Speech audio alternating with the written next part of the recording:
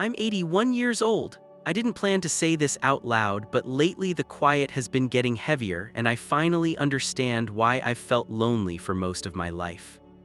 It's not the kind of loneliness people imagine. It's not about being abandoned or unloved in some dramatic way. I've had people around me. I've had a wife, coworkers, neighbors, children who grew up and moved away. But there's a particular emptiness that follows you even when you're not alone, and that's the one I've carried for decades without knowing its name. At my age, time feels different. Days still pass, but they don't pile up the way they used to. I notice things ending more than beginning. Friends don't call anymore because there are fewer of them left to call. The future doesn't stretch out, it sort of stops a few feet in front of you. And when the road shortens like that, you start looking behind you whether you want to or not. I'm not telling this because I need comfort. I'm telling it because I don't have much time left to be dishonest. When I was younger, I never thought of myself as lonely. I thought I was responsible, reliable, the kind of person people could count on. I worked hard, I showed up, I paid bills on time, I did what needed doing. That felt like enough back then. In my 20s, I was already serious. I got a job early, stayed late, learned how to keep my head down and not make trouble. Other people went out drinking after work. I usually went home, not because I didn't like people, but because I was tired and tomorrow was another workday. There was always tomorrow. I met my wife when we were both young and busy. We weren't swept up in romance. We were practical. We talked about stability more than dreams. That seemed sensible. Love, I thought, was something that showed itself through consistency, not conversation, so I was consistent. We got married, settled into routines. Mornings were rushed. Evenings were quiet, sometimes too quiet. We talked about groceries, repairs, plans for the weekend. We didn't talk much about what we were afraid of or what we missed or who we were becoming. It didn't feel urgent. There was time. When the children came along, life got louder but also narrower. Everything revolved around schedules. School, meals, work, sleep. I provided, I fixed things, I drove when needed. I was there physically. I believed that was the same as being present. There were moments I missed without realizing I was missing them. A child wanting to show me something while I was reading the paper. A conversation that started with, "Can I tell you something?" that I answered with, "In a minute." That minute sometimes never came back around.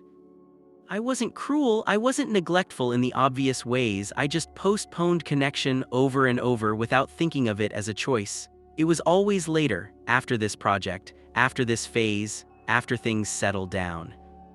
Years went by quietly, promotions came, paychecks grew, the house got bigger, the silences did too. My wife and I learned how to coexist efficiently. We knew each other's habits. We stopped surprising each other. That seemed normal. I remember sitting at the dinner table one night, kids already grown, and realizing we hadn't laughed together in a long time. Not because anything was wrong, just because laughter wasn't necessary to keep the household running anymore. I told myself that was adulthood. Friends drifted away slowly, nobody fights about it, you just see them less. Calls get shorter, then holidays pass without messages. You assume everyone is busy, you assume you'll reconnect someday. Work became my main language. It gave me structure. It told me who I was. When people asked about my life, I talked about my job because it was easy. It didn't require vulnerability. It didn't require stopping to think.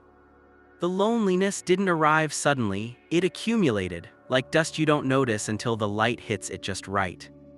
There were signs. I felt awkward in conversations that went beyond surface level. I didn't know how to respond when someone shared something painful. I'd offer solutions instead of listening. I'd change the subject. I told myself I just wasn't that kind of person.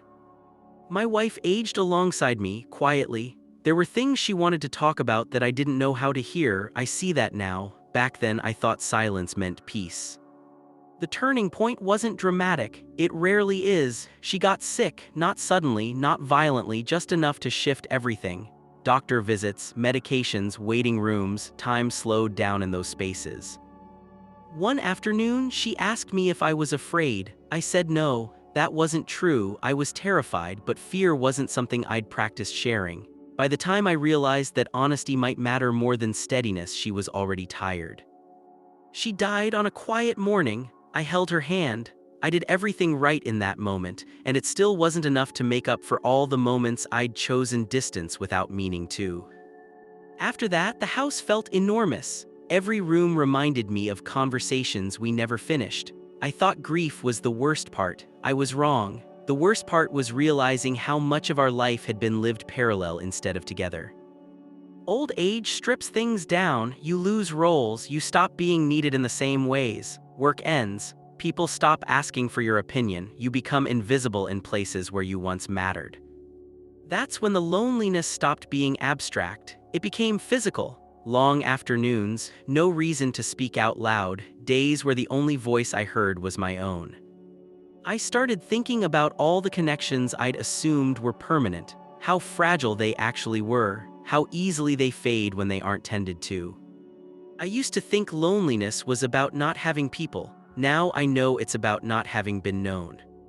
There are things that can't be fixed at this age, conversations that will never happen, apologies that have no recipient, versions of myself that never learned how to sit still with another person's feelings.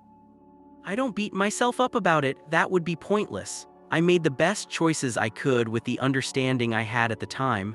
I just didn't know that delaying closeness was still a decision. I didn't know that presence doesn't wait politely. If you're listening to this and you're younger, I'm not asking you to do anything. I'm just telling you what I wish I'd known. There isn't as much time as it feels like there is, and the moments that matter most don't announce themselves. They look ordinary, they look inconvenient, they look like interruptions. I thought loneliness would come from being alone. Instead, it came from standing slightly apart my entire life, believing there would always be another chance to step closer. Now at 81, I understand it. Too late to change much, just early enough to say it out loud.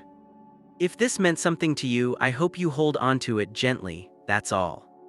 I'll be here a little while longer, quietly, making peace with what was and what was